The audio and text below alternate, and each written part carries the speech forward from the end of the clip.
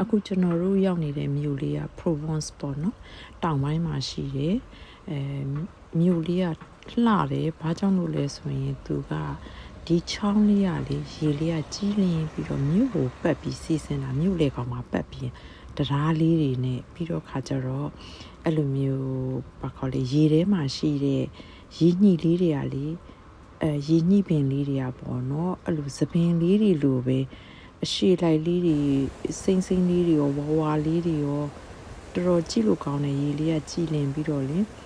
အဲ့လိုဘဲလေးတွေဆိုတာလဲရှောက်တဲ့လမ်းတစ်လျှောက်ဒီချောင်းလေးတစ်လျှောက်မှာဘဲတွေဆိုတာလဲအများကြီးပဲသူတို့ကပျော်နေကြတာပေါ့နော်အဓိကတော့မြို့ပတ်ထားတာဆိုတော့လူနေသွားလာတော့ထူထပ်ပေမဲ့တရားလေးတွေကလည်းအများကြီးရှိတယ်ပြီးတော့လမ်းဘေးလေးမှာစားတောက်ဆိုင်ပေါ့နော်ပြောချင်တာအဲ့တရားလေးရဲ့ဘေးလေးမှာစားတောက်ဆိုင်တွေကလည်းအများကြီးပဲအဲ့လိုဆိုတော့ပန်းလေးတွေကလည်းစိုက်ထားတယ်လေလို့ပတ်လို့ကောင်းတယ်ပေါ့နော်အဓိကကတော့အဲ့ဒီသူ့ရဲ့ကြည်လင်ပြီးတော့စီးဆင်းနေတဲ့ရေစီးကလည်းတန်တော့တန်တယ်နော်တချို့နေရာတွေမှာဆိုရင်ရေစီးရှိတော့ခါကြတော့မညစ်ပတ်ဘူးပေါ့နော်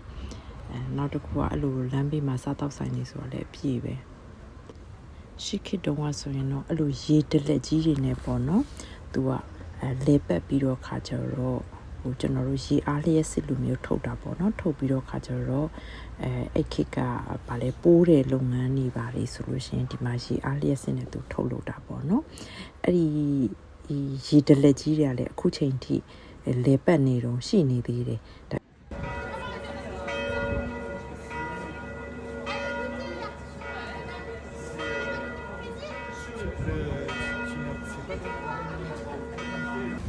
ခင်မီတိုတက်တဲ့ဆိုပေမဲ့လို့ဒီဒလက်တွေကိုတော့ထားရှိထားတယ်ပေါ့နော်လာလေတဲ့လူတွေမြင်တွေ့ရအောင်လို့စက်ရုံတွေကတော့ပိတ်သိမ်းသွားပြီးမရှိတော့ဘူးတော်တော်သားရလှပတဲ့မျိုးလေးပါပန်းလေးတွေနဲ့ချစ်စရာကောင်းတယ်ပေါ့နော်